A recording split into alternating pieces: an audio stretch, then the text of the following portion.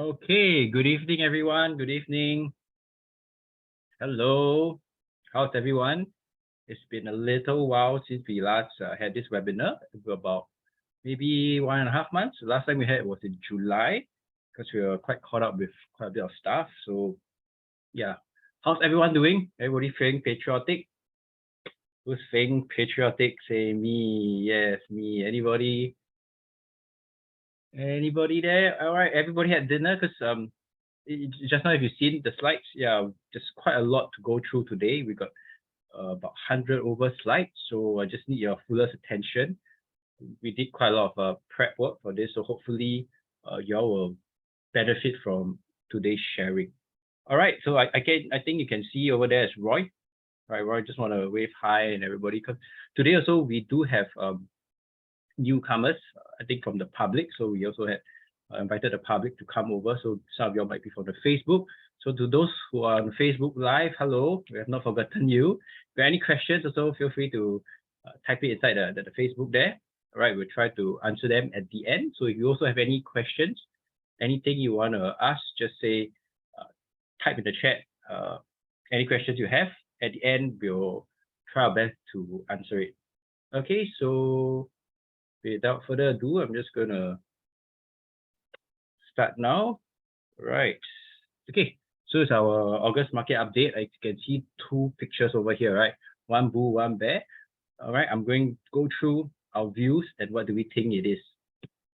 Okay, this is actually one of my really favorite quotes. All right, insanity is doing the same thing over and over again and expecting different results. Because quite a lot of clients always come to us, hey, how are Kelvin, what to do. Then, although we tell them everything, okay, and then, hey, how come now my portfolio still there? I never, never do anything.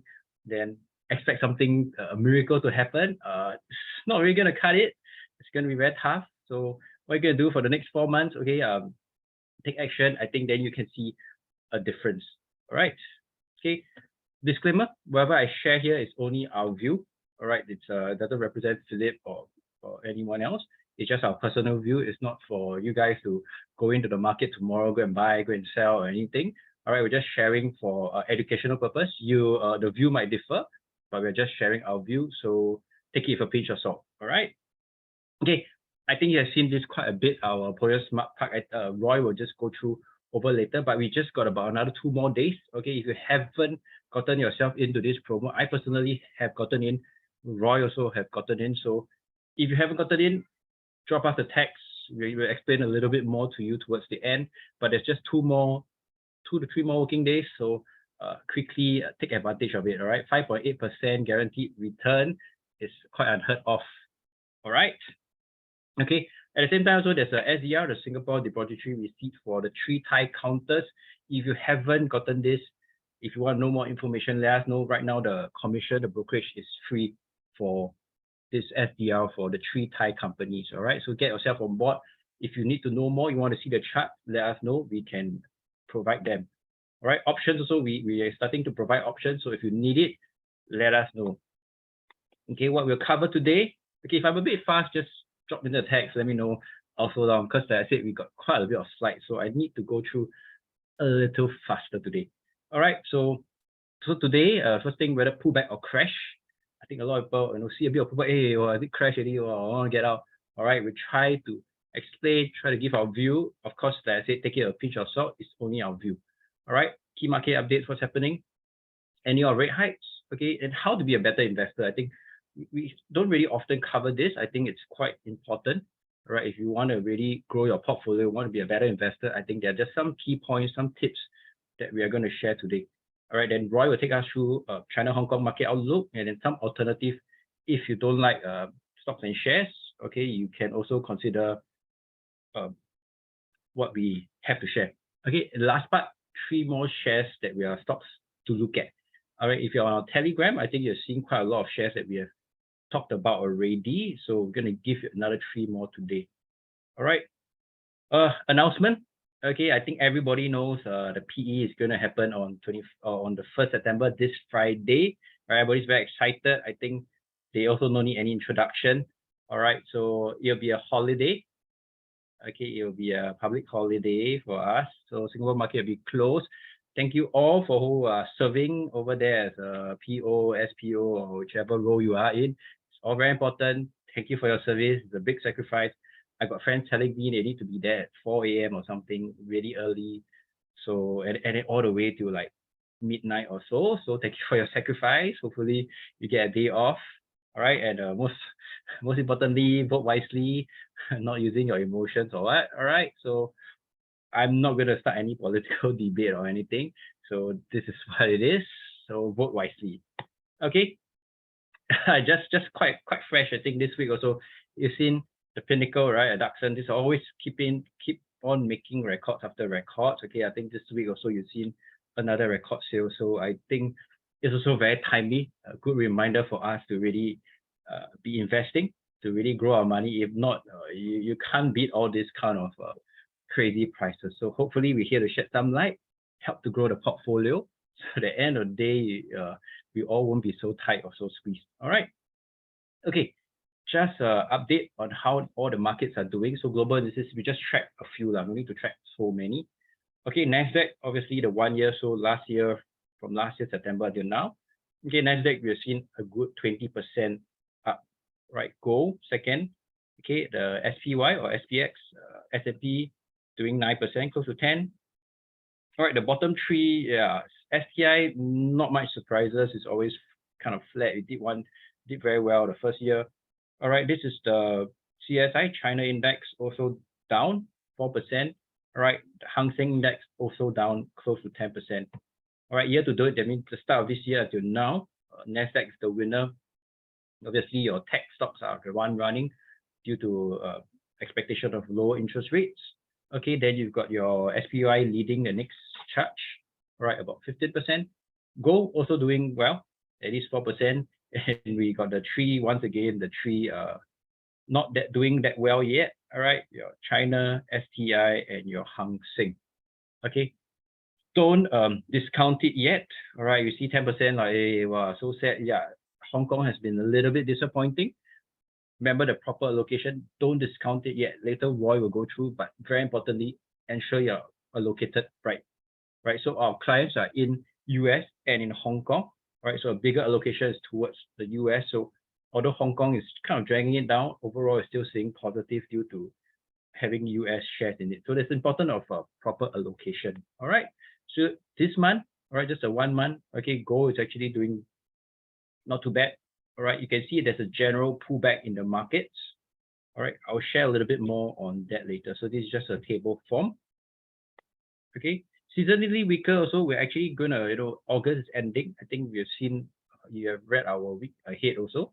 All right, September seasonally is just weaker. There's a lot, reason why is could be also just self-fulfilling prophecy. All right, this kind of thing, summer ending, people have been selling their shares, but somehow September seems to be a bit seasonally weaker. All right, we see a negative for the last 10 years, and even in pre-election years also, we actually see a negative. All right, so this is just what to anticipate as we enter into September. So if you see a pullback or you see the market coming down, don't be overly shocked, Okay, seasonally weaker, we can see for the last 3 years of the presidential cycle, September kind of always be a bit weaker. All right, so like I say again, don't be too shocked. All right, so one thing important also to take note. Okay, there's a few percentage of decline, about 5% or more, 10%, 15%, or 20%. All right, for a 5% or more kind of a pullback, okay, this happens about 3 times per year. Okay, average length around 43 days.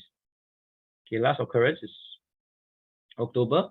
Okay, if it's 10% or more, so let's say the market goes down 10% or more, it happens only usually once a year. All right, these are just statistics. Don't take it at full value. It could happen more than once a year, twice a year, but we know it's around there. Okay, how long average length of this thing that goes down 10% is about 110. Okay, then another time, if it's 15% or more, so this is quite into correction territory. Okay, once every 3 years only. Okay, then about average length, how long it takes, about 251, last occurrence 2020. All right, and this is what everybody's kind of worried, right? Is it a crash? What's going to happen? Okay, 20% or more, this is like what they call a crash. All right, it happens actually once every 6 years only. All right, I'm going to take you through how he has panned out over the last few years so that we can get a clearer expectation. But right now we know this, what will happen. So in a year, if actually we see about 5% pullback, I wouldn't personally be too shocked, right, or too concerned, because it is normal. So this is part of normal market movement, even at 10%. All right, but if you start panicking, you jump out of your positions, then that's going to really affect you. So if we know what's going to happen, or we kind of anticipate roughly, like, hey, September it can be down, and it really happens, then you're not too much of a shock. At least you prepare yourself. Okay. So what happened after COVID? You can see in 2020, this has actually gone down. All right, 33%. So this is a crash. This is also considered a crash, more than 20%. Right. So within a short span of 2 years, we actually seen 2 crashes already. So if we look back here, right, 20% or more, about once every 6 years. You see, one time here, it's already happened 2 times. What's the likeliness of this occurring again? If you see the stats, I bring you back again, once every 6 years, if you see these statistics, what will you say? All right, do you think will be a crash this time round again? This pullback, will you think it lead to a crash? Anybody want to just take a wild guess? Do you think it'll be a crash? Anybody, so that I know you are listening and yeah, not dozing off? Or nobody knows? No? No crash? Philip, no crash? No? Agnes, no crash? All right, so you all say no crash, no crash. If crash, then you all find them, don't find me. Simple, say no crash. Okay. All right, Katrina also say no crash. If got crash, not I say, you all say. Okay. All right. Thanks for participating. I think at least makes it a bit livelier. So year to date this year, all right, we have seen already about 10% pullback from Feb to March. All right, then we got a little mini pullback again around like June period. All right, 3%, nothing really much. All right, then the next time is what we are looking at currently. We have seen the S&P pullback around 6%. Is that normal? Yes, to me it's fine. So will this turn out to be the next 20% crash? I think highly unlikely. All right, but how much more can this go? It could even go down to 10%. But will we confirm no, it'll be 10%? Honestly, I can tell you nobody will know. If that person know, please let me know if you know that person. Invite him for tea. I'll pay for the high tea, afternoon tea, any tea, what he wants. All right. If I know it's going to be 5%, everybody will go and short. After shorting finish, we go and long. All right. So nobody can tell. If you really have, let me know. Okay. So now it's pullback about 6%. Right. I think this is quite a good area if you're actually looking at entry. If you miss this whole rally for some reason, I think around here, you could actually think of entering. Okay, so the frequency of gains during September, we've gone through this. All right, this is only 50%, 56. Right, you see the other times is actually a bit higher. So September is a bit lower, right? Okay, interest rates. All right, this is affecting the market quite a bit for the first half for last year or so. Right now, Fed has already increased 4 times this year, okay, to about 5.5%. Are we there yet? Okay, say rates may higher rates might be needed. Okay, we'll move carefully. So now you see it starts a bit different already. This was recently at the Jackson Hole meeting. Okay, Fed high rate likely on hold. You see, sometimes there's a bit of conflicting report. If you see too much of the news, you also a bit confused. One say maybe higher rate, then another one summarize rate hike likely on hold. Okay, so likely we might be looking at a pause. It's already the maybe one more time, about one more hike. Okay, so this is the expectation. There'll be a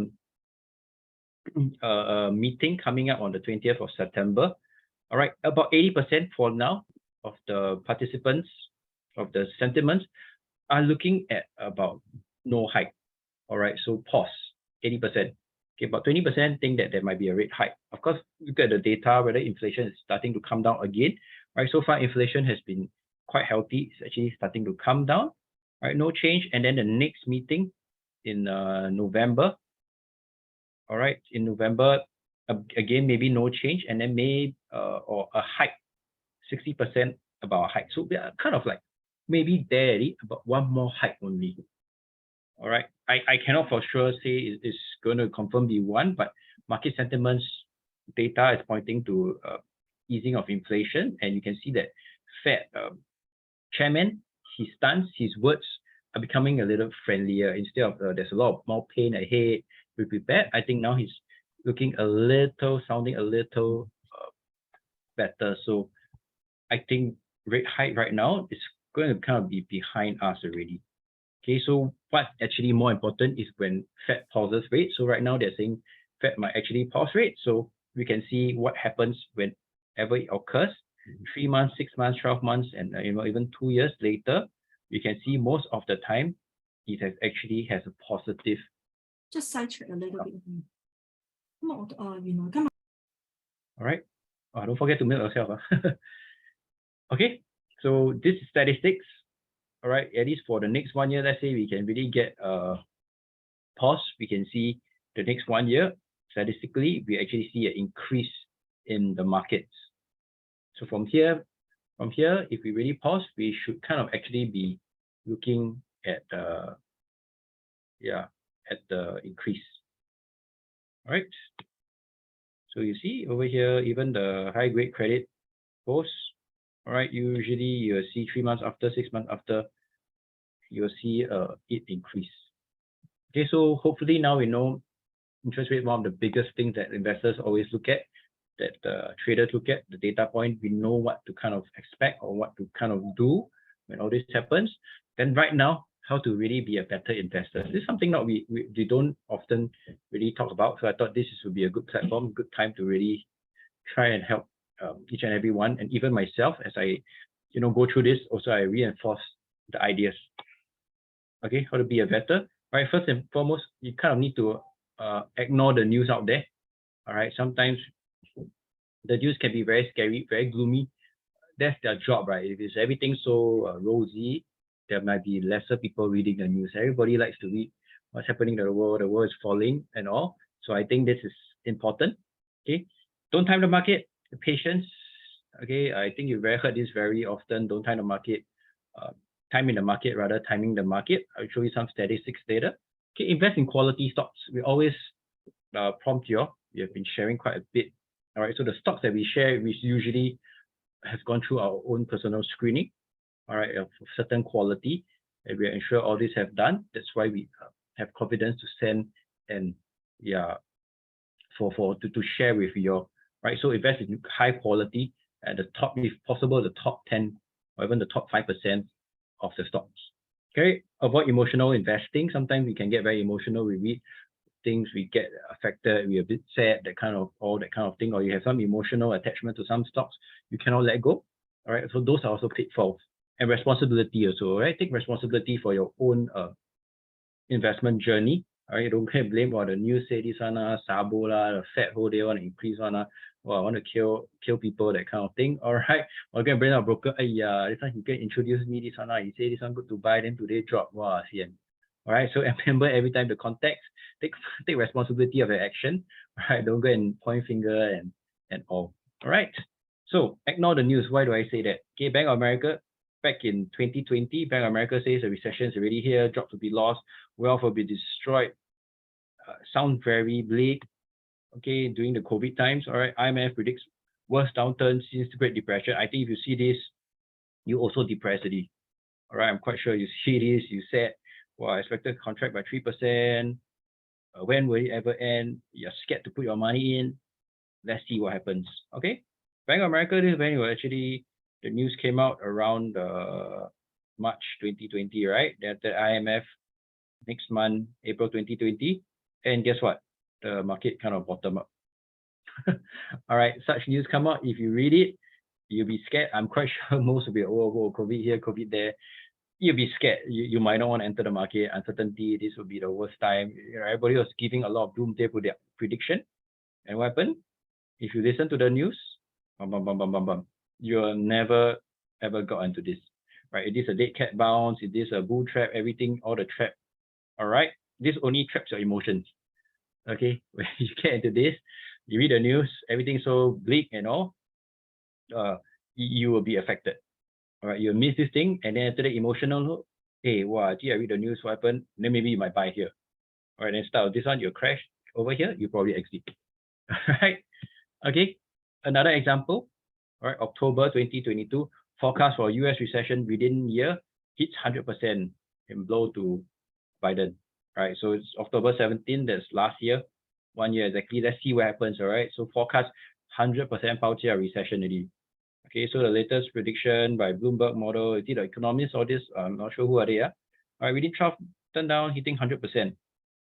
All right, up from 65%. So like I'm quite sure if you read this news, hands up or just comment on the chat, in the chat group, who will buy if you see this, honestly. Anybody will buy now.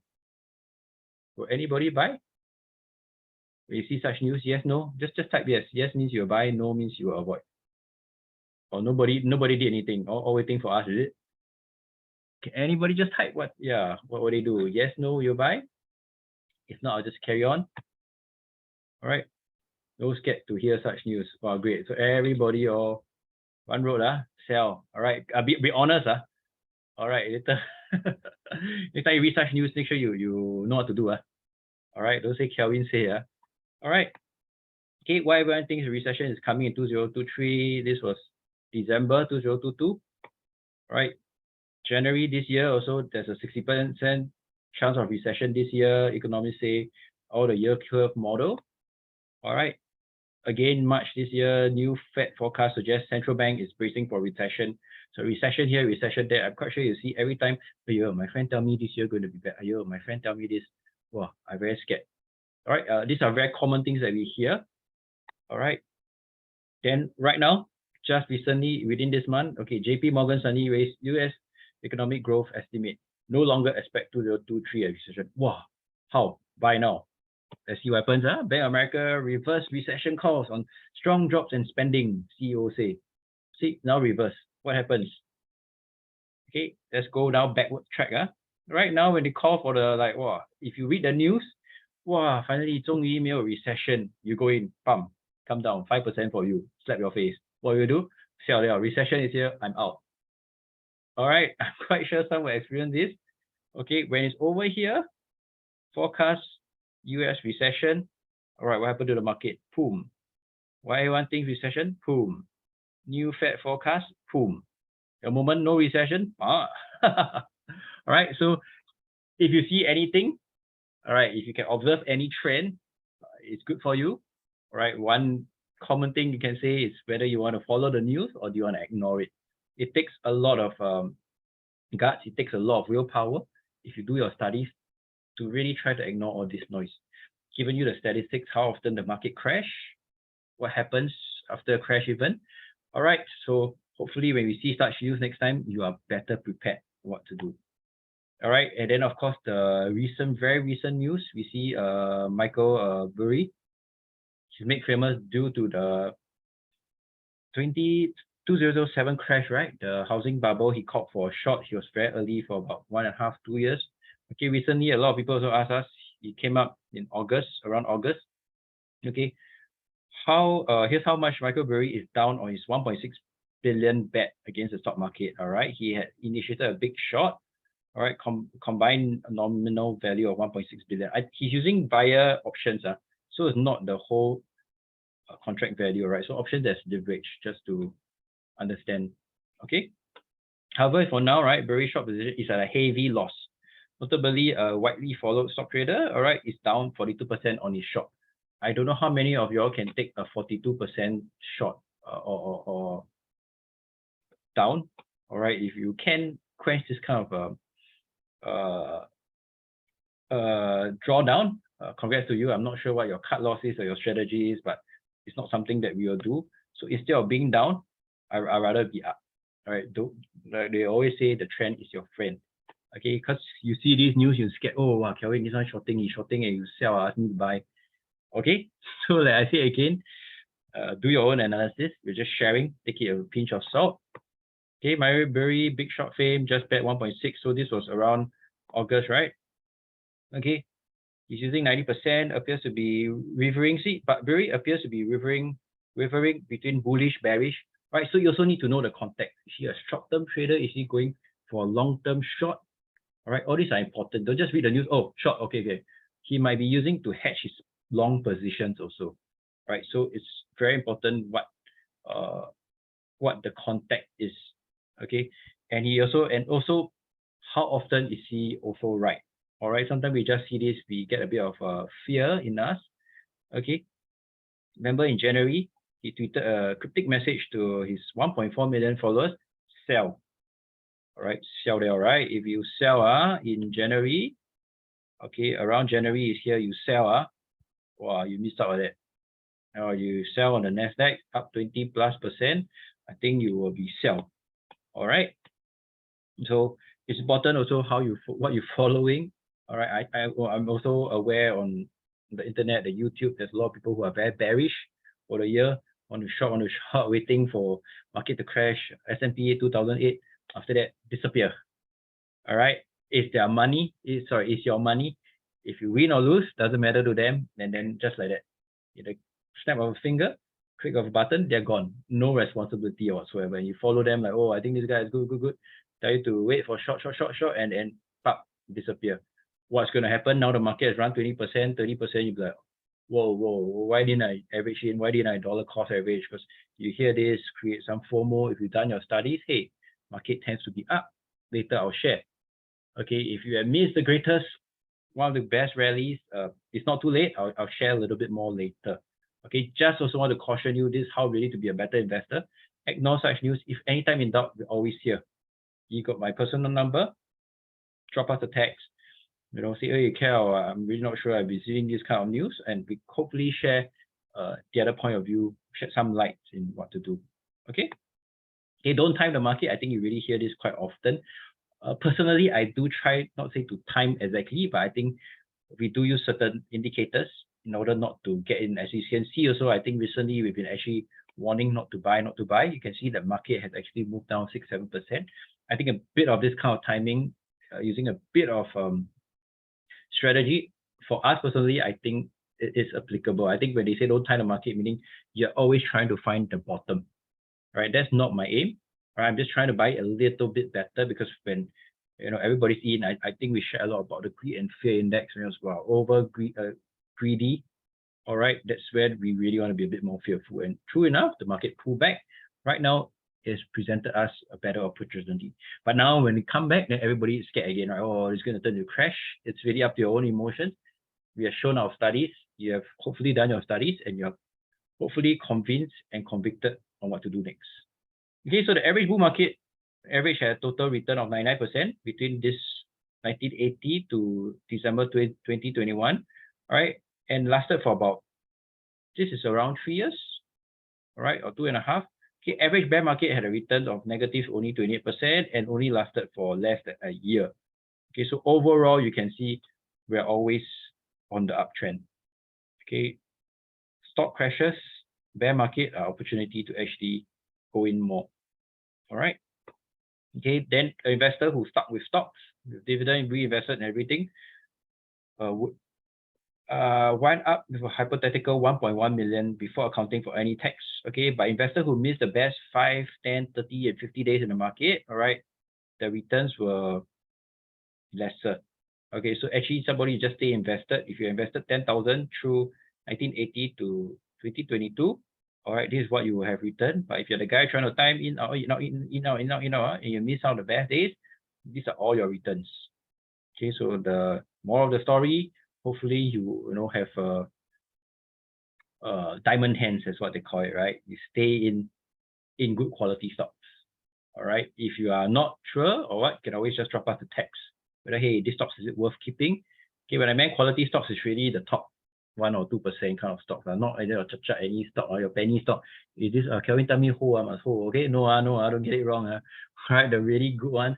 If you always need any help, should you dispose of such stocks or any stocks that you are not sure?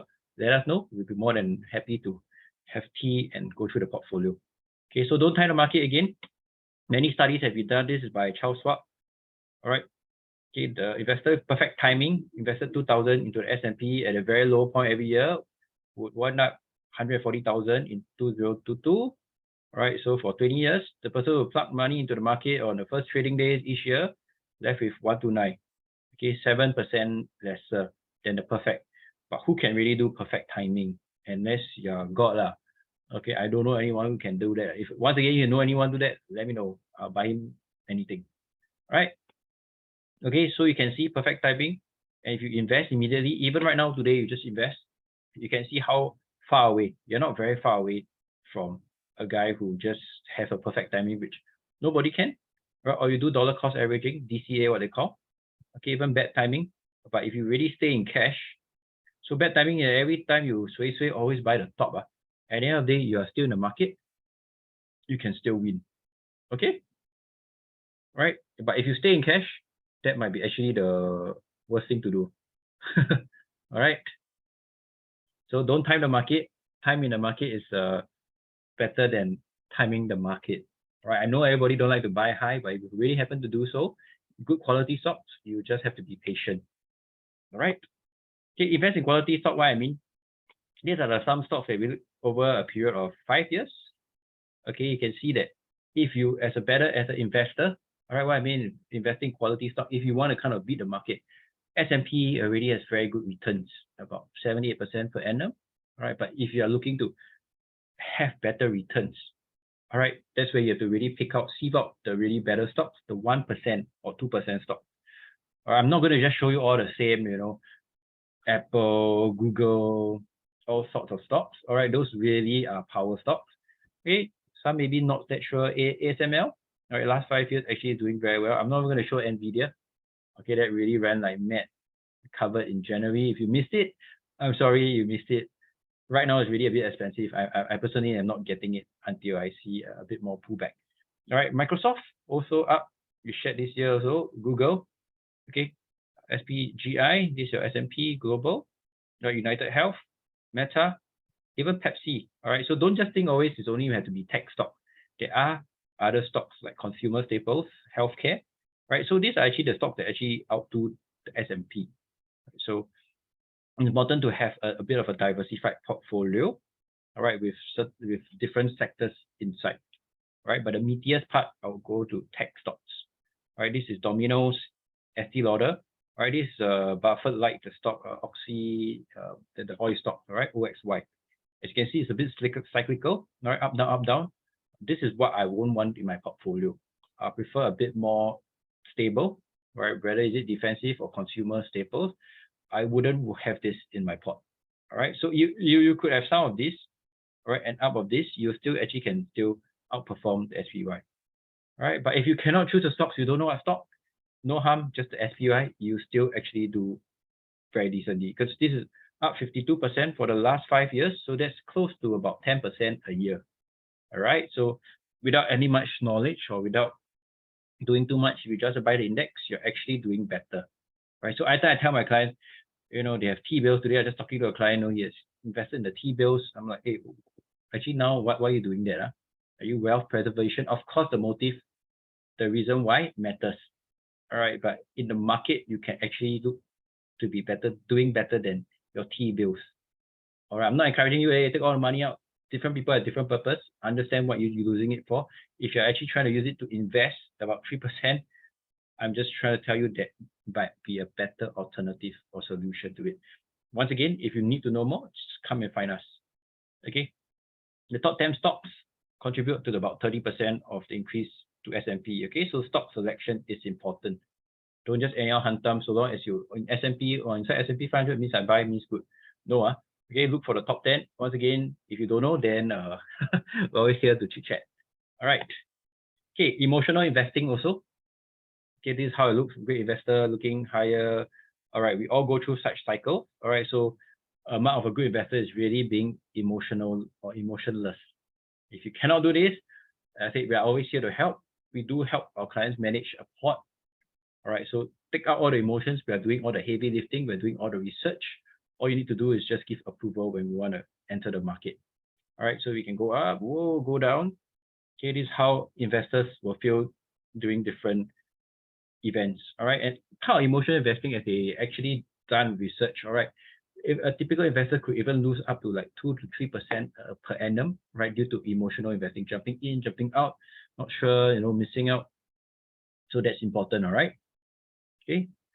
So for emotional investing, how to actually overcome. All right. So first thing, all right, be sure to always set clear and realistic financial goal. Don't okay, I actually want 20% per annum, I want 50% per annum, that kind of thing. I think I also want that. You let me know how to do. All right. So let's be realistic. Let's be clear how you're going to do that. Okay. It's okay to aim high. Okay, but you are also going to take on much risk. Are there alternate instruments? There might be. How much more risk are you going to take? It's really up to you. Or maybe you have to go into another instrument that can rocket high or to the diamond, to the moon, that kind of thing. But you're going to really take on a lot more risk. All your meme stocks, one day can go up 20-30%. What recently Tupperware, all right, and then now this is what VinFast also. All right, the last few days, Vietnam EV car has been doing so well, right? Okay, but those really, I wouldn't really go and touch them, and then they have a proven track record. So go up fast. You can see all those sometimes will lead to quite a disastrous ending. All right. Okay, addition, I don't like the market activity change your investment approach just because this year got some crash, something like that. You get scared, you bail. All right, know why you're in, you're convicted why you have chosen this. All right, so stay the course. Okay, so if anything happens, in fact, the market crash, that's where you're to allocate maybe a bit more assets. All right, your saving habits, everything all well covered. Okay. So if you want, always consider working with someone trusted so you can plan all this. So the market crash or something happens, you know what you are up for. You know that you're well protected. You don't need to kanchong, hey, well, how come crash? I got no money. Well, I cannot invest. I'm so sad. Right. So if you want, we're always available to chat. We can always link you up with the right person to be talking to. Okay.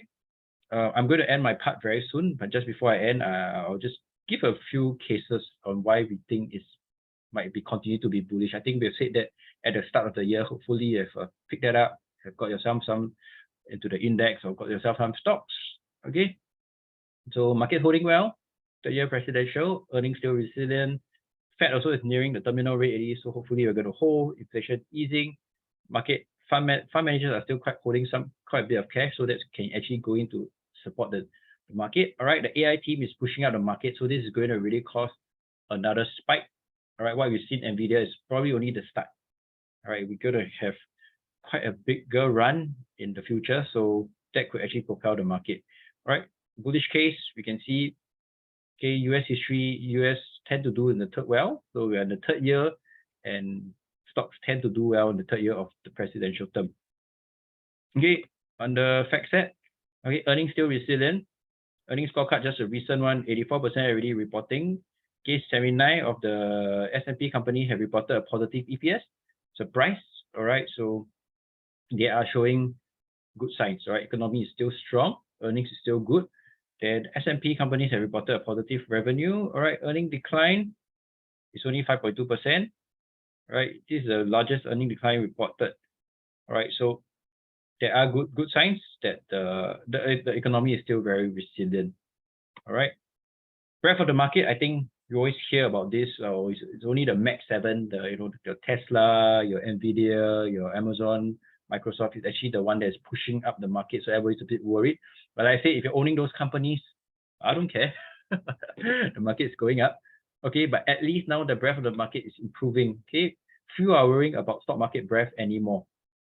Okay, the chorus of bad breadth has gone silent as market rally expands to more stocks. So we can see there's a broader stock participation. Of course, that can help to fuel a bigger rally.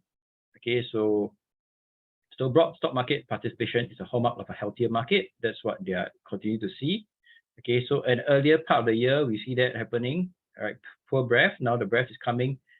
Your cyclical counters are starting to come back.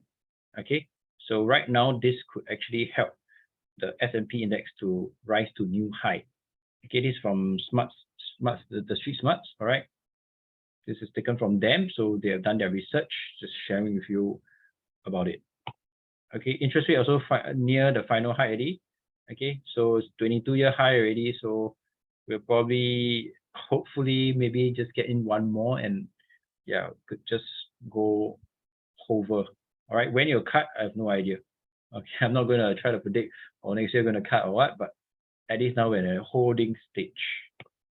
Okay, AI team, I'm not sure if you've seen this also. All right, the hype cycle for artificial intelligence right now, we're only like at the start. This whole AI only started this year. The hype of it started this year. You know, your ChatGPT have been introduced to Bard and all. Right, we're seeing a lot more orders. You can generate image using text. Okay, this is all just taking off only. Okay, there'll be a euphoria. We go up, go up, go up, go up, go up. Okay, after that, you'll see the crash. It will come, right? They're just like a .com, right? Not all the companies will survive. All right, when this crash happens, you better be in your top 1%. All right, you better do your research, ensure you have enough cash flow, it's a good economic mode. If it's not, you're going through the hype. You go up, go up, go up, go up. Oh, boom, go down. Okay, so this is important after once you've been cleansed out. So last time also all your Amazon, they were all in the .com. All right, only the strongest, the fittest will then survive. Okay, so it's very important for you to actually be sieving out that top 1% stock. Okay, so this is about the AI cycle that will actually bring, I think that will bring a bigger push in the market. Okay, S&P historical performance also over the last 43 years. Okay, 33 years are up, 10 years down only. So 75% of the time you're actually up. Okay, if you choose to go against the market, I don't know what reason you want to, for the 25% of the time you're like, I want to short, I think market going to crash. If you're saying crash all the time, you can see statistically it's against you. I rather prefer to be up to 75%. I can afford to be wrong than 25%, but overall, you can still be up. And you don't have to really be a genius to do this. Okay, it's a lot tougher. As you can see just now, I shared with you the Michael Burry also. Short, don't know, it's up, down 42% also, blur. All right, if you're down 42%, your friend this year up for 30%, sure not strong one. Right, okay, the best thing, of course, is not to compare, right? But you see the market up and you're actually down because you're shorting or you're going to be buying, the feeling, the emotions will all start to come in. Then you maybe do more silly things or, oh, I'm going to double down my shorts.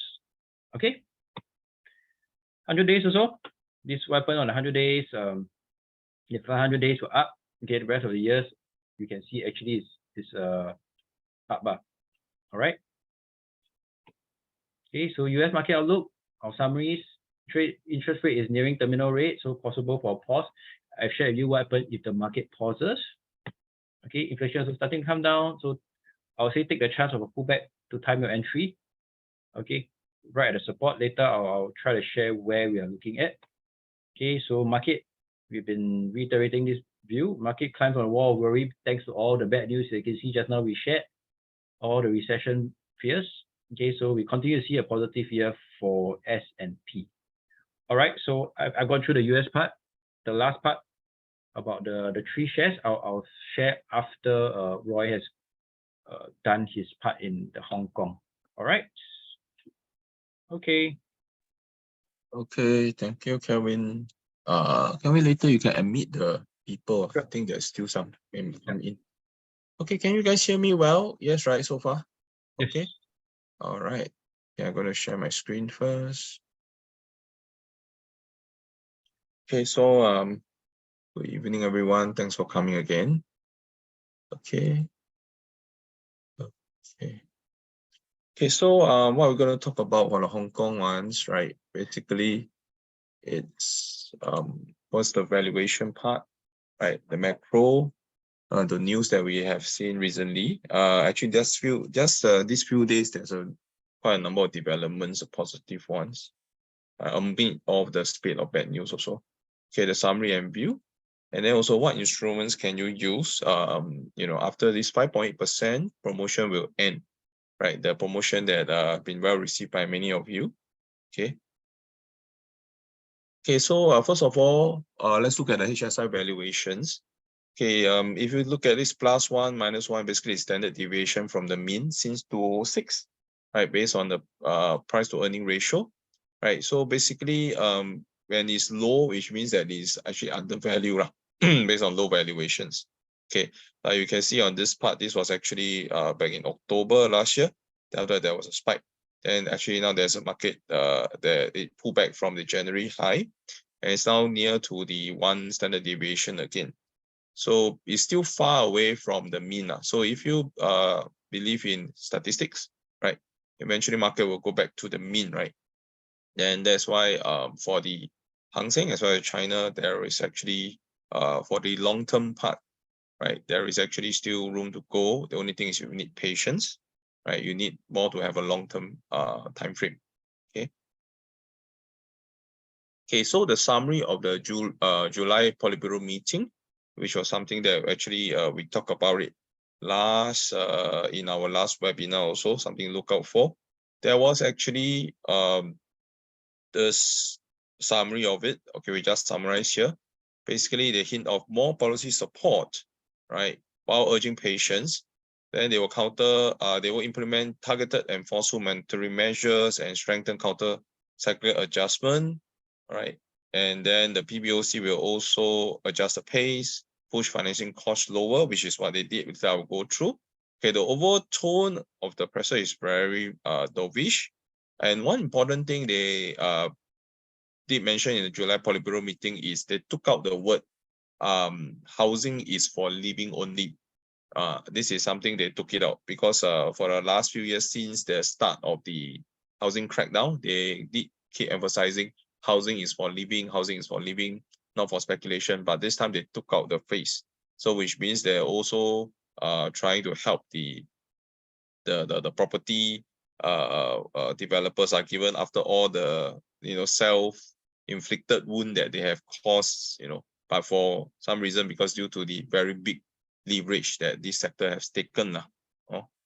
Okay, so the last part, they urge a proactive stance for the monetary policy and things like that. Okay, however, because they just say, so what happened is after they say, right, the market actually ran up about a good almost 10% within just 1 week. But it only lasted 1 week because after that, the market was underwhelmed by the lack of concrete actions that has come out from them since July, or rather early August until now. Okay, but later we talk more about that. Okay, so economic data wise for the July retail sales, which has been, okay, first of all, we're going to share what are all the spate of bad news that we've been seeing from China. Later we'll share the more positive news. Okay, so for economic data, we can see July has been below forecast, only 2.5 versus 4.5 forecasted. It was actually 18.4 there, been going on a downtrend already. Okay, retail sales was actually one of the highlight of the recovery, but it's been tapering down. Okay, and China economy weakened further from, you can see in the China property investment continue to go lower, right? The property investment, because there's no confidence among the developers, right? Because you all can see things like Country Garden and companies like that have also gone into not able to pay their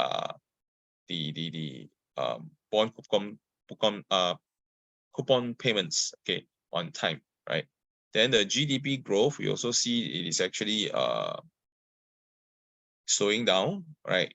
On the year-on-year basis, year-on-year basis is still okay, but it's because of the low base from 2002, because of the lockdown, all those is starting from a very low base, right? But quarter-to-quarter wise, which is pretty important, we can see there's a slight trending down again. Okay, so the sector remains weak. We can see Country Garden, right, back on 25th August, it was published then, right? They actually delay the bond extension deadline at the last minute. Now they are asking the bondholders to give them extension, to repay their debt over the next few years in installments. Okay, and they are still pending the decision from the bondholders. Okay, yeah. And one thing about Country Garden, because it's actually bigger than Evergrande, so this is a concern for the markets, of course. That's why the market actually went down recently. Then home prices actually is falling again also. In after the initial spark after the COVID reopening, it actually gone down in July. All right, June and July is actually home prices falling again. Then the slump in housing starts and still continues also. We can see newly completed houses actually there's a slight trend going up, but the newly started houses as well as the sold residential property has been going on a downtrend still, right?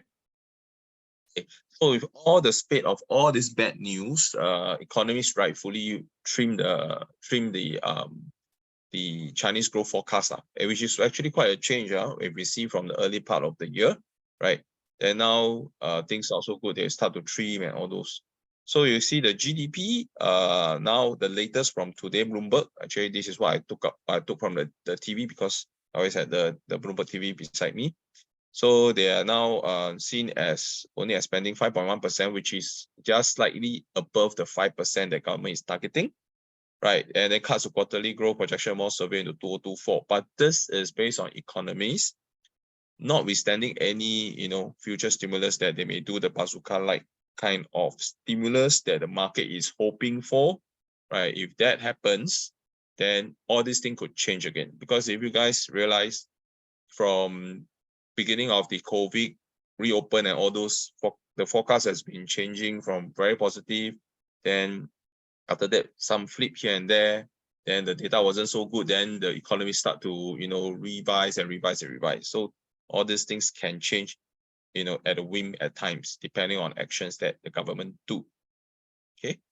So the funds are still negative on the Chinese, especially the Angmo funds, right? The Western funds right, are still negative on the China growth and tech, right? For example, global funds abandon, right, blue chips in 1.1 billion sell-off.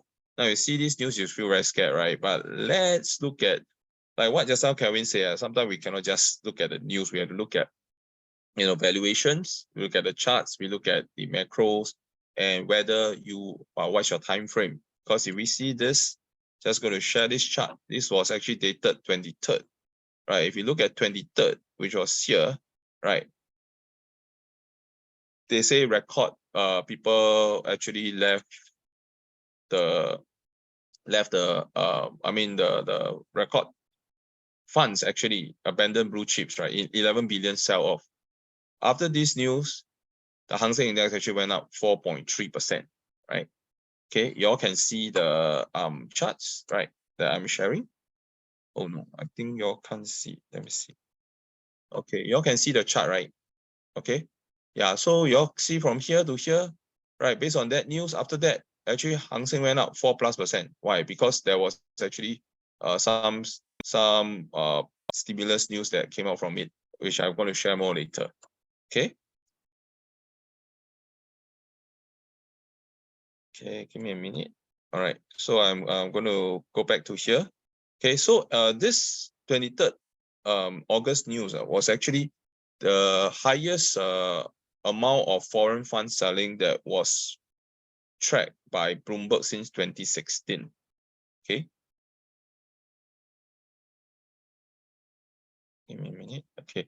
So because of this also, you see Goldman Sachs, which was actually pretty positive on Asia actually, on China as well. Both them and Morgan Stanley both cut the stock targets, right? Because of all the bad news and all those things, right? Because they always look at what's the data, then after that they will react, right? Yeah. So you can see that from the funds perspective, the positioning is low, right? Okay, later, but we'll see something that I'm going to show you guys. Okay, so what are the positive? Now we talk about the spate of all the negative news that we have seen from China, right? So what are the positive things that has happened? Okay, sorry. I think, sorry, Kelvin, you need to help me admit the people. Okay, so for the positive, right? Okay, first of all, the China government, right? They say they would start to cut the monetary policy. Okay, they actually did follow through. the PBOC actually did lower the 1-year policy interest rate by 15 basis point. On 15 basis point. Then the economy activity in July actually weakened, right? That's why they need to lower the interest rate. And that was actually the lowest, the most that they've cut since 2020. But this is just a first step, right? To actually lower the interest rate, right? There could be more to come. Okay. Then this is another one that if you see a lot of media they talk about, which is the hidden debt. They call it the LGFV, which is a local government financial vehicle debt. So China is starting to address this problem because Xi Jinping have said, if you guys look at some other articles, Xi Jinping have said that this is something that he wants to tackle, right? And what happened is on the 11th of August, right, they have this program where the China will shift 139 billions of hidden debt into provinces, and they allow provinces to also issue bonds. Okay, yeah, and this is very important. After many expectation of the government. Roy, you're not sharing your slide. I think you're just sharing the chart. Oh, just a chart. Yeah. Oh dear. Okay, sorry about that. Okay, so okay, sorry. Okay, so from the okay, I'm going to just repeat very quick. The first one we talk about is the China cut rates. Then the second one is the China, they shifted, they're trying to act to tackle the local government financial vehicle debt, okay, starting to tackle it, okay, to address market concerns. And the last part, one of the last one that they did was last week, where they actually China eases a home purchase rule in the new push to push the economy, because there are a lot of supply in the property right now, right? So they are going to treat people who have bought home before and paid off already. Okay, they are now actually considered as not first-time owner, but China is going to reverse this rule where they will be considered as first-time owner. And this chart, all right, this chart basically simply says, like based on the previous ones, they can only they need to pay up to 80% down payment. But after this easing, right, people who have bought home and paid for the home totally already, that means no more debt, they just need to pay 35 to 40% of it only, right? And these are the first tier cities, your Beijing, Shanghai, Guangzhou, and Shenzhen, right? You still have the other cities as well, but we just show the top tier cities. Okay. And this is very useful for them going forward. But of course, we won't be able to see the effect immediately, right? We will need time for it to happen, but at least they are moving in the right direction. Okay. Okay, then also talking about the government debt that we talked about just now, right? On the 20th, they follow up with another more steps on it, where the China local government will be selling 206 billion of financing debt, right? And they even say the PBOC, which is a central bank, could set up an emergency liquidity tool for this LGFV, which is a local government financial vehicle, right? And they are also considering plan to sell special local government bonds to help to let these provinces refinance all these debts. Okay, and these are all the measures they have done so far, right? And after this, right, it was on the 20th. So on the 22nd, the Chinese LGFV get record investor demand for short-term debt, right? Because of the steps that the government is doing to stem the debt risk in this sector. And most of these LGFV, they are not bought by retail investors. They are actually bought by your, institutional investors, like your funds and things like that. Okay. I think, for example, a subscription ratio for is 3.9 for the notes maturing in 1 to 2 years, which is the highest in nearly a year. Okay. Okay, so the other positive, very important, also linked to the consumer sentiment in China, right? After we can see retail sales, right? basically has been dropping. However, two surveys that has been done by this is a Bloomberg article. Two surveys that have been done, one by Bank of America, one by this Morning Consult. Morning Consult. So Bank of America, this survey is done every 2 months. Okay. So what happened is that for both of these survey that's done among the Chinese consumers, they actually show a rebound, right, following months of decline, although the level is still weak. And the trend is watched because after the recent consumers spending slowdown that we see, right? So what happened is the first one on the left, right? The percentage of consumers planning to spend is still weaker than April, but however, compared to June, it has increased. That means number of consumer or percentage of consumer planning to spend more over the next 6 months has actually rebounded from the June figure. And those who plan to trade up to more expensive brands, right, have also rebounded from the June figure as well, even though it's still below the April figure.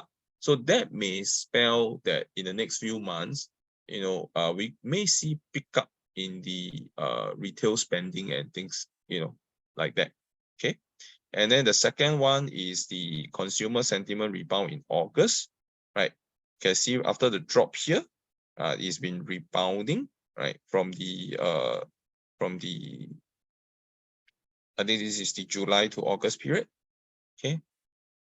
And this one also having a very big impact is okay, not a very big impact, or rather a short-term impact, right? Is the China half stamp duty on stock trade to boost flagging market. This was what happened actually yesterday. That was why there was this 5% gap up in the Chinese market. First we shared in the Telegram, right? Before the rally actually fizzled out, but it still ended positive. But today, some more news came in and the market actually came up again, right? And for this news, right, it's not something which is so-called revolutionary, but this was something that was last done way back in 2008. And it was said actually in the media and things like that, when this happened over the next 1.5 years, or over the next 1 year plus, the Chinese market actually had the bull run, so-called, right? Because of more people coming into the market due to this stamp duty trades and all those. But all this, I think, would need to be accompanied by massive stimulus that the Chinese government need to do, because that was what happened in 2008. After they halved the stamp duty, then after I think about a few weeks later or a few months later, there is this combined with the massive stimulus package. Okay, so let's see whether this next few months we can see the same happening. Okay, then today, right, two things happened. One was the China. Okay, what happened was this was actually yesterday evening, but they published this morning, right? China vowed to strengthen the policy support and speed up government spending as the economy recover, come under pressure, under strain, right? So which means what we call fiscal spending. So the finance minister and this Mr. Chen, he's actually they call it the top economic planner of China, make the pledges in the report to the country legislature on Monday evening. Okay, so Chen reiterated the government will beef up counter-cyclical measure and policy reserve, strengthen the coordination of various policy in the second half of this year.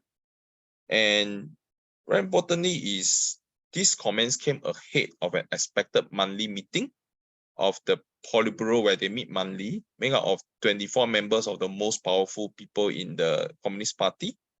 And it cannot be ruled out, they'll say in this article, it cannot be ruled out that officials could also discuss more policy support for the economy given the mounting concern over growth, right? So this was actually the first news that came out that helped the market. The second was where the second one was that the China stocks, right, actually climbed today, was climbed the second day after the market support measures. Just now we saw foreign funds has been leaving the market, right, consecutively for 13 days. Okay, so after yesterday measure of cutting the stamp duty, okay, And today, I think after the morning, they reported that the China pledged more fiscal spending, right? Foreigners were buying Chinese equity on a net basis on Tuesday again. However, this might be just a one-day thing or what we won't know because we need to still keep track. But you see, after leaving out the market, right, today they are coming back again, right? Then after the outflow actually reached a record in August, okay? And besides cutting stamp duty, right, other measures that was announced on Sunday, including cut in deposit ratio for margin financing, as well as a pledge by this Chinese Securities Regulatory Commission to slow the pace of IPO. Because by slowing the IPO, which means that that would help to stop the dilution of funds, so as to speak. That means people won't use it for IPO. They will use it for, if they want to invest, they use it for the existing stocks that are in the market. Then they talk about the fiscal spending again on this article, right? That officials from the top nation economic planner as well as finance ministry reiterated pledges to strengthen policy support and speed up government spending in the second half of the year. Now, this government spending is actually what the whole market is looking for. So let's hope that they will come up with something soon, a complete big package, right? Although, as we shared last year, in last month, that a lot of big banks have been saying that it's probably not likely so because of the various reasons we talked about last month. But having said that, never discount the Chinese, right? Just like how October last year, everybody was saying COVID is going to last for another 1 year. Suddenly they can just unravel and, release everything at one shot. So the Chinese, when they do things, sometimes can be very sudden and very abrupt one, right? Whether the good or the bad, okay? Then today, just this evening, we actually added in, because this is also pretty significant. The China banks will be cutting rates on mortgages and deposit in the stimulus push urged by the government. Okay, so basically what they're doing is as soon as Tuesday, according to what Bloomberg reported, they may announce cutting rates on existing almost 38.6 trillion yuan of existing mortgages. And the reduction will only affect loans on first home. That means people who buy first home. Second home is not actually included. And at the same time, the lenders will also be cutting deposit rates for the third time this year to show up plunging margin. Now, this will help them also because if they need to reduce mortgage rate, right, they also need to reduce, help reducing the mortgage deposit rates also will help in terms of their margin because it is like kind of a balancing game, right? And the move will be the latest piecemeal step, right? It's not your massive step, but it's a piecemeal step rolled out by Beijing, trying to spur consumer spending because if they can reduce the mortgage rate of existing people, that may drive them to to drive them to spend, and also by reducing deposit rate, people see the deposit interest rate is getting lower, right? They may want to invest in the stock market instead. Okay. And for the first loan, right, how crucial is this? It's actually very crucial because more than 90% of China outstanding mortgages were for first home as of 2021. Whereas in 2022, more than 80% of new homes were for first home, right? So this measure actually is pretty important, but it's still considered as piecemeal. Okay, so global political tension, the China-USA. The China-USA ties today, actually the Commerce Secretary, or rather yesterday, she's been there for 4 days already. Now, this is something which is significant because she commented this relationship is most globally consequential, and she has met several Chinese officials already, including the Vice Premier. And importantly, Beijing and Washington are announcing 2 formal channels of diplomatic communication on trades, right? One is a working group focused on commercial issues, along with export control enforcement information exchange. Okay. And the first meeting on the export control set for Tuesday, which is today, right, will occur between senior staff on both sides. So they are looking to try to work something out despite their differences. So this is actually pretty important and critical. As we all know, China would need to open up the trades more with US despite their problem, all those things, right? Yeah, so this is something which is pretty significant to see developments. But however, we know actually in 19th of August, which was 10 days ago, right?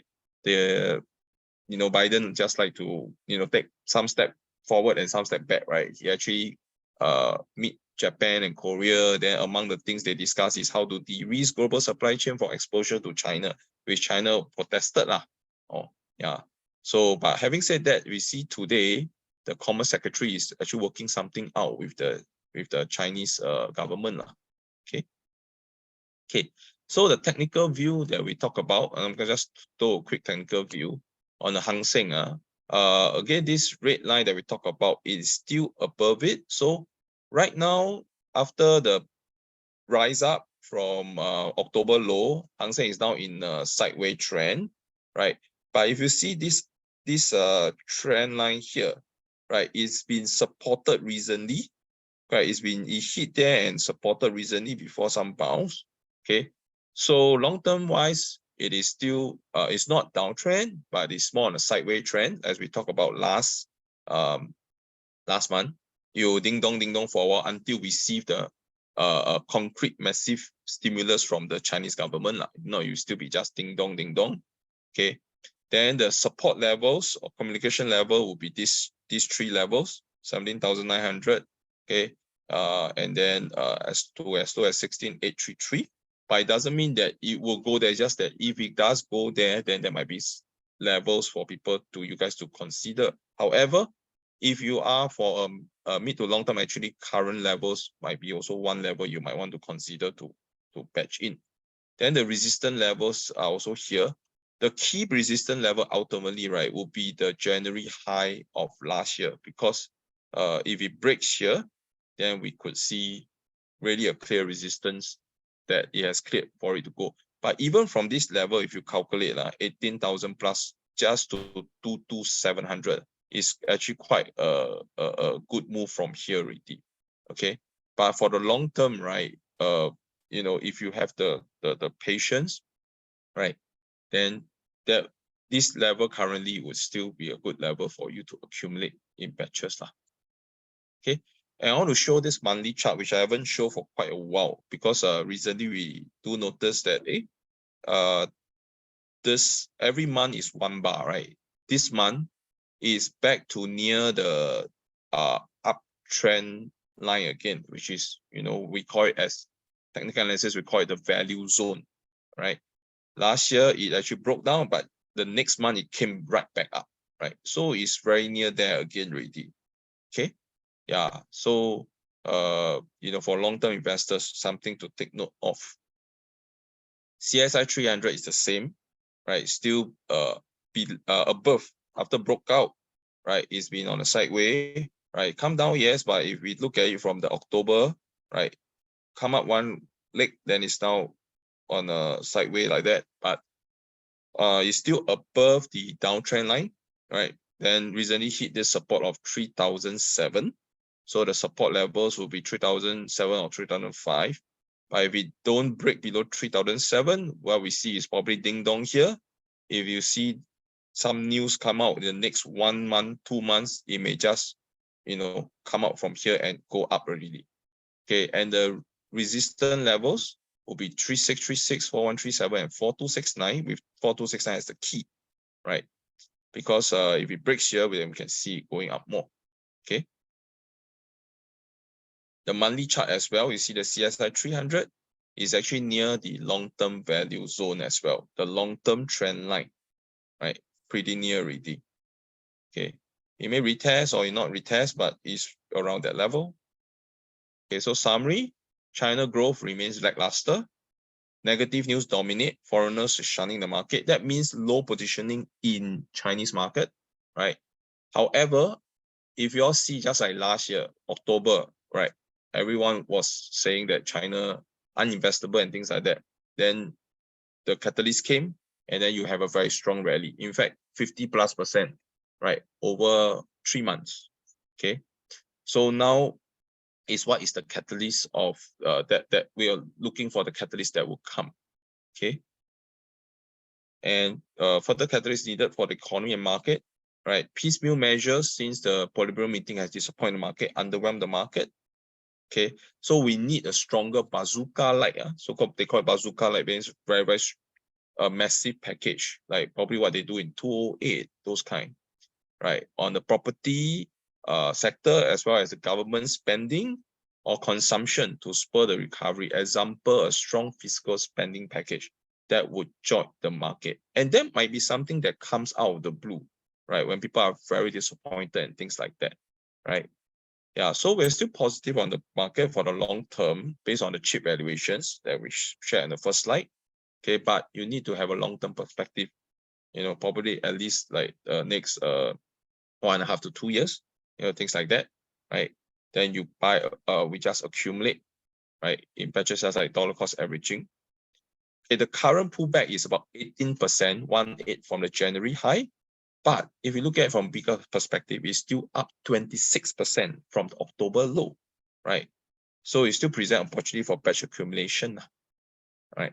And as like what Kevin has said, we diversify into different markets and asset class as well as part of a well-diversified portfolio, not just on one, right? But for those of you who have got the funds, you can actually diversify into a different market as well, with China, Hong Kong as one, and the US as one. Or some maybe want to go in, you know, in Singapore as a dividend portfolio, let's say, right? Yeah. So with this, I end my, on this part on the China, Hong Kong. Let me go to the smart part. Okay. So what are the things that you can do right after this 5.8%? For those who do not know what is a smart park, right? Basically, it started in April 2001. Okay, it's the second largest money market fund, right? Excellent track record because it got 0 default and 0 negative return year. Okay, latest return is updated on the Boeing website and suitable for those who have spare funds. You prefer low risk investment and sitting out for from the market, waiting for the opportunity, let's say, right? So what they basically invest in is the high quality short-term instruments such as high quality government bonds, corporate bonds, TBU, and fixed deposit, things like that, right? Right now, latest return is about 3.1%. Okay. Real case study that we want to show you guys. The client that we talk about who put in 200,000 in actually end of June, 30th of June to be exact, right? So he or she, the money market fund actually as of July end has grown to $500 over already. That means from 200,000 become 200,555.42. So which means that this client 200,000, sorry, 200,000 on 30th of June, the amount grew. So in 1 month, it based on the money market fund return, right, is 555.42. But this same amount that you put in your normal bank deposit for 1 year will only yield you $100 only. Okay, so as you all know, the smart park, the return is not fixed, right? But that's because the last few months has been about 3+%. So let's assume a 3% kind of ballpark figure. Okay, that will give you a return of about 6,000 over a year, right? So if you use 6,000 compared to 100, it's a 60 times return. And this money you can take out anytime you want. Within 2 working days, it will be in your bank. Okay, yeah. So remain putting after this promotion end. If you want to continue to put in smart park, I think that will be a good choice because it'll be a place where you make the money work harder for you, okay, rather than you put it back to the bank, which will give you very meager kind of interest. Okay. Okay, then the other one that you may want to consider is this United UOB United SGDS class bond fund. So basically is as of currently is giving out about 5% per annum dividend, and it's a monthly payout. It's actually a short duration Asian focused investment grade bond fund. The effective holding period is about 1.14 years for the average bond holding period inside there. Okay, so it's a low volatility. Okay, so the month-to-month performance, I will not go into it, but we just go straight into this highlighted period, whereby the calendar return year, right, for since its inception from 1998 until now, you can see only 2 years it actually give negative return, right? The rest of the year was positive, right? If you're looking for a place where you can park funds, okay, and you want to look for a place which is giving you higher yield than your normal bank account, this is one, because the average return, right, from 1998 to 2023, is still 2.76%. Yeah, so it's still pretty decent place, right, to park your funds. Then we can also look into having if you want to look for investment, you can also consider a dividend portfolio fund, because when interest rate, let's say, were to maybe say stagnant or drop in the next 1 year plus, let's say, for example, right?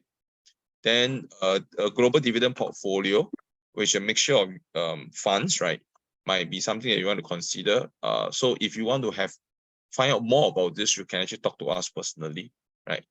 Where we can actually craft out mixture of portfolio funds for you with dividends. Okay, yeah. So with this, I've actually gone through my part. I give it back to Kelvin. Sorry, I think I overran a little bit. Okay, yeah. Thanks, Roy. Okay, I'm just going the last part. Okay, as promised, the 3 stocks that we are looking at, because we are going to close to the end, so I won't dwell too much on it. Okay, 3 stocks. Have you heard of this stock called ASML? Wait, sorry. Oops. Okay, back again. All right, ASML. Who have heard of this stock? Anybody? Yes, no, don't know. Okay, it's a Dutch company. I think you can actually just go read it up. Right? I mean, I won't tell you the whole what it does or the company. I think it's very easy to go read it up. We've done our research, so because in the interest of time, all right, it's also into the chip making and inside one of the AI teams. All right, but of course we don't want to just all concentrate on AI teams. All right, one stock to look at is ASML, the Dutch company. Okay, so these are some of the buy points for ASML. If you choose to take a position on it, I think right now at this current price, around 658, 644, around here, I think you can actually be looking for a bit of an entry. Once again, do your proper stock allocation. All right, do your proper batching in. Don't go all in at one point of time. Okay, so over here, there's one support. Another support is 629 and then 606. Whether you come to 606, I think might be tough unless the market really corrects a lot more. All right, so do consider if you want to be part of the AI team, because NVIDIA has really moved up. We've given Microsoft also, so that's also actually coming close to our first target. So if you miss that, if you keep missing, I don't know how to help you. I can help you if you actually keep missing and you always get find us. We can help you cater a portfolio for you. We can help you to manage it also, because sometimes maybe you're a bit scared, you're not sure what to do. So we'll help that for our clients. Okay, another stock to look at, SPGI. Okay, it's a S&P Global thing. All right, it's I'm quite sure you all know S&P. They're the one that doing the global rating, the one that does downgrading. Okay, so it's many functions. Okay, so the business revolves all this analyzing, delivering essential financial markets. Okay, it's a stock that can, sorry, HK, wait, I think you're writing on my screen. So why is that?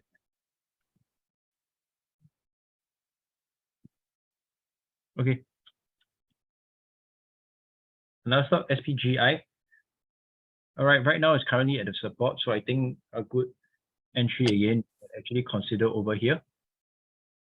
Okay, one entry point 390, and then a next one 380, then 37. Okay, these are the three support points. All right, I think it could potentially rebound back to 428.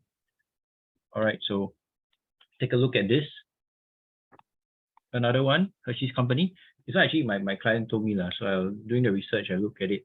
So I cannot claim this for my own self, but as I look at it, I think Hershey actually looks good. I think this needs no introduction. Hershey's, everybody knows, it's probably eaten it. I love their cookie and cream chocolate.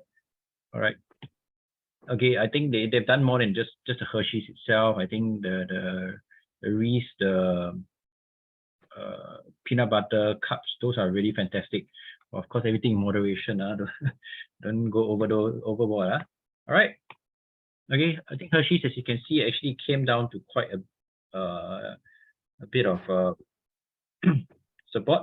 All right, reason being this consumer staple, I think, because usually considered a bit of defensive, but because the market now is actually not really into a defensive mode, suddenly no recession, economy is growing, numbers are better. So usually these stocks get dumped. When these stocks go up, it's because it's play a defensive play. So you can see a lot of your defensive stocks actually are being dumped. So now with it being dumped, I think it's actually a time to look at it. Not when it's go up. When it move a lot, then that's where you jump in. That's not really the right way to invest. Now nobody wants this kind of stock, and it's a solid company. This is where you should be coming in. All right, so I think around 213, you can see that here always good support, and the next one 207. Okay, this is talking about long term. We're not talking to do trading. Okay, so just ensure what we are in for. Okay, so Hershey's, once again, I think you can take a look at this. You can see it actually started bouncing off the 213 support already. So every time over here it bounces, over here it bounces. So it can actually move up here nicely. And you might consider batching in also. If it really comes down to 207, you break this support, I think 207, or might even see around close to 200. I think those are areas that you can actually consider moving in. All right, and then I'm gonna just share S&P. Okay, you can see S&P also has come down about 5 to 6%, coming close to the 100 EMA. All right, that could actually be your first entry target. All right, it actually broke the 4.4 kind of support, but you can see despite all the news that was out, the downgrades, you can see S&P is actually hovering well. Okay, it might consolidate, and then as you know, September we shared, it might seasonally be weaker, it might start to come down, but we never know. It doesn't mean seasonally September confirm come down. What if it start to hover and go up and you're thinking, hey, no lah, they say seasonally September should come down. If it doesn't, then what happens? You chase a higher price. You either have to chase a higher price, or the more you chase, then come down like, yeah. Right? So it's always important to always batch it in. We can never get it at the bottom. We mentioned that before, so try not to keep chasing that. As we say also, even you time the market, even every time you get into the worst timing, you get into here, the highest, you get into the here, you start the highest. All right. Eventually, if it's a good quality stock, we'll see it recover. So the index itself, if you really thought February was the high, then come down much, wow, actually are quite smart. Wow, hey, you see that you ask me to buy, I never buy. And now, hey, Kelvin, how the time you ask me buy 4,001, I never buy because I heard friends say very bad. Then now at 4,006, can buy or not? Okay, so once again, over here, I think it's not too bad to actually considering taking a position. All right, depending on your location, make sure you get it well also. All right, then after that, after that, if we can see go 4,002, I think it'll be very nice again to accumulate around there. Okay, it might not even go there. From 4,003, we could see more bargain hunting because fund managers have their funds holding in cash right now, and any pullback, I think they're going to try to go in. If not, they're going to underperform the market quite a bit. All right, so we share our statistics, how the market might perform for the rest of the year. So if you buy into that, I think you should consider looking into it. All right, so other than that, we do have a public also. So if you want to be our client, okay, if you want to receive timely, actionable trade alerts, I think you've seen just now early on we give in Telegram, right? Trading ideas, very actionable. Most of our clients here will have known already. Entry price, stop loss, the target, profit targets also. So those are all complementary for our clients. All right, all you need to do, either you go to the link, you can open the account, or you can just scan the QR code, you can drop us a message, let us know. All right. We also do one-on-one review of your portfolio. So if you do need help, like I said early on, you thought it's a good stock, you don't know whether it's a good stock, should you have it in, let us know. We can help you to see if there's a need to purge it out. All right, then even for our clients also, if you need a one-on-one review of your portfolio, now paiseh, don't that, then you can always message us later. Okay, yes, you want to take action. All right, we only got 4 more months towards the end of the year. If you want to take action, you want to grow your portfolio. And yes, if you want to end the year right, just drop us a message. We're always here to help. If not, it's already 9:35. Thank you very much once again. If you've got any questions or you want to just take a look at any stock, let us know. We can spend the next 5 minutes or so. Yeah. For Hong Kong stock, all right, would you recommend Link REIT since interest rate is approaching terminal rate? I personally wouldn't want to. If it's REITs, I kind of prefer Singapore. I know it better.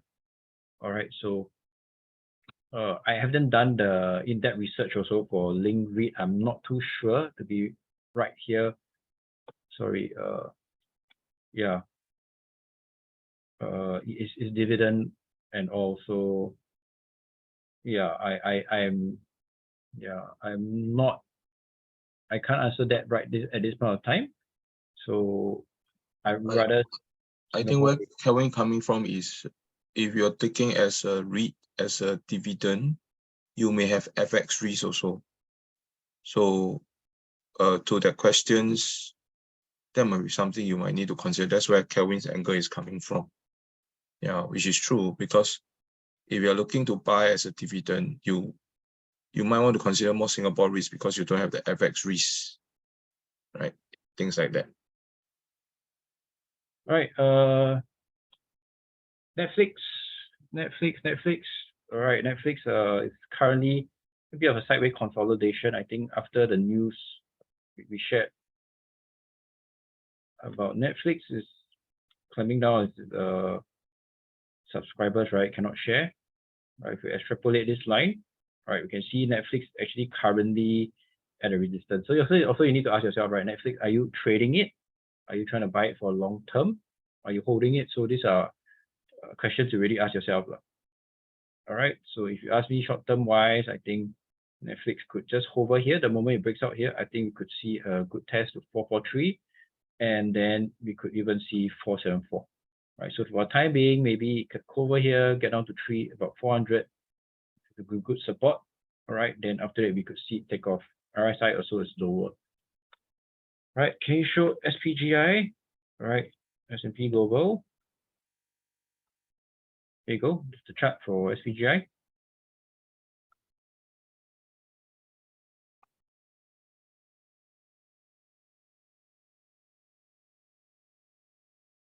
Sorry.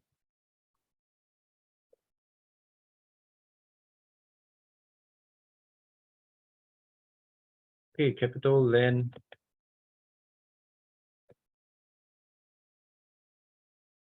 Capital Land Invest.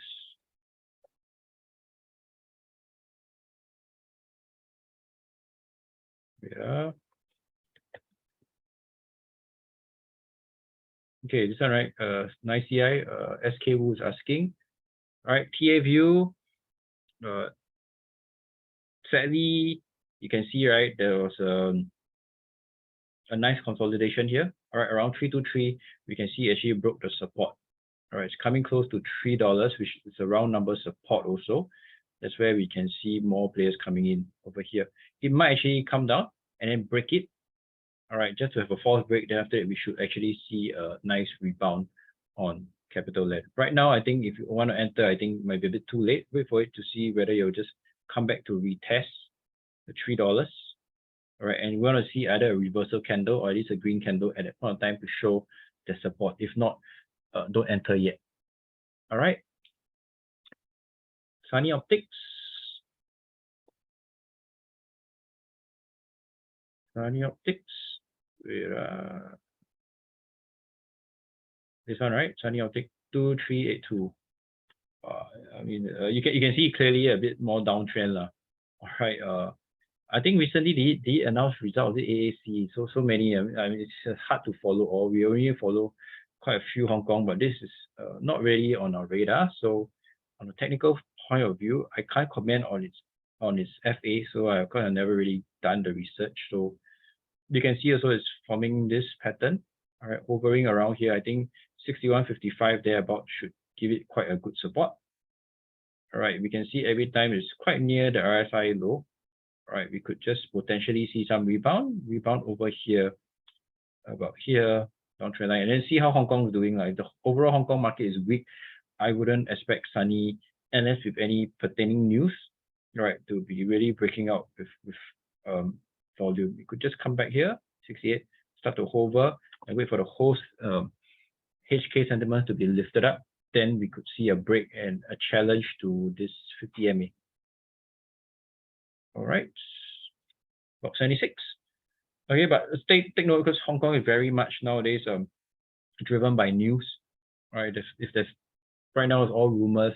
That's why you see the market is pumping up, hoping for the stimulus. Everybody every year keep waiting for the stimulus. So if you are playing Hong Kong market, if you're in it for the trading, I think if you want a bit more leverage, I think you could also consider looking at the DLCs, because of Hong Kong movement. From what I track is really one day you need to take that kind of movement. You need to get a bit of leverage or CFD.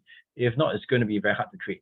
If you are not comfortable with it, then of course look at investing. Only invest in really the top Hong Kong firms. You don't want to be something like this.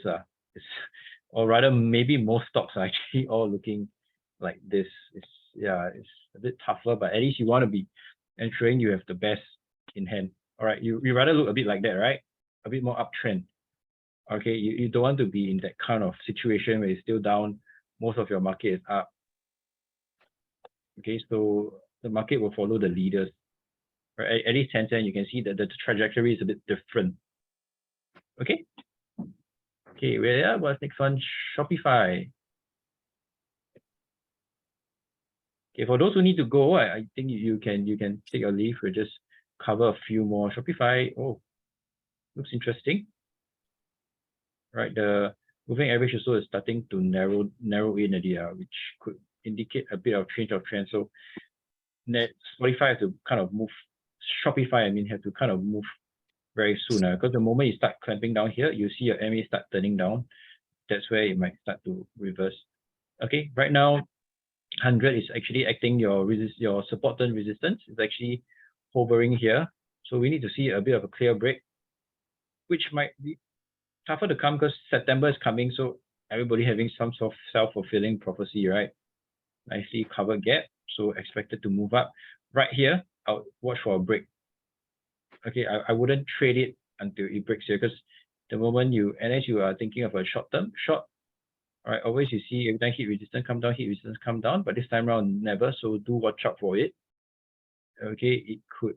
I'm not sure if it's results out. I'm also not following such stocks. All right. Okay, we could see actually if we could break out of this first one to resistance is around the 59 range. Then after 59, we could see it hit around the 65 range. Okay, if we draw a short-term downtrend line, right, you also can look to around there. All right, so Shopify for you is still relatively under oversold region, so it's still a bit safer. Right, is there any more Meta? Meta, yeah, lovely stock. Okay, it performed very well this year. All right, wait for the pullback. The reason why I don't want to share Meta, because it's quite common so everybody knows all this stock. So yeah, Meta, long-term investing, I think, yeah, these are some of the levels to look at. One thing, whether they can get there, that's the only concern. We only got about, like I say, if it's about 43 more days, already into about close to 20 or 20 odd days already of a correction. So just another according to statistics, maybe another 20 more days. So if it doesn't happen, doesn't really fall down here, I think these are the areas to start accumulating meta. It's still considered cheap. All right. Look at that. Nice hovering downtrend line. I think you can break. You can see it move up to retest even the 324 range. Oh, yen lot. Well, I think they gonna downgrade, right? Is it by DBS or I don't know who recently? All right. Yeah, I think because of all the China debt and everything, I think we're seeing yen lot getting hammered also. Its bonds and all. All right, it's not a company at this point in time I want to touch because China property market is quite messy. A lot of defaults going on and all. Unless you are the kind that is a contrarian, when you see blood or you see such thing, you go in. But this is not what we'll get our clients to do. This is not what I'll personally do. It's just so complicated. I won't want to really touch this. So nope, not for me. Year-end target for STI. Let's just see. Oh, sorry, wrong platform. Straits Time. At the same time, so you realize we don't really want to always give the targets because, yeah, it's very dynamic, the market. But I think we're looking at this year up once September is over. You can see a nice bounce over here. Watch out for our week ahead also. I always give the support. Okay, you can see actually hitting. All right, I think maybe STI is really in a long sideways consolidation. I think if you could just end up around 3-4. All right, banks getting a better outlook. I think around 3,389 thereabouts to see. All right. New can buy mark. Also, like I said, it depends on your horizon. Okay. Yeah, if you're trading, then of course it's a different story. But new personally, I also won't really hold such a company. Thank you, everybody. C limited. Oh, then I also drop into the C. All right. Let's start Kimi, Netflix, Netlink, QA worth to look at. Also depends. All right. QF, I think its dividend is quite good. Netlink also stable. Kimli, I don't have it on my watch list. So Netlink as a stable dividend, right? So this is whether you want to build a dividend portfolio. So of course, if you want to know more, we do have a few more stocks that makes up our portfolio. So drop us a message if you are interested in it. Visa are good stocks. I like such stocks. All right, these are very strong stocks. Hey, sorry, not this. All right, Visa. Look at that. You see the trend is so much more defined, right? And I'd rather get into such counters than just now you're seeing the Hong Kong kind of stocks. All right, so these are very well defined. Visa, honestly, it's a bit, yeah, it's a little high already. Okay, I wouldn't really chase.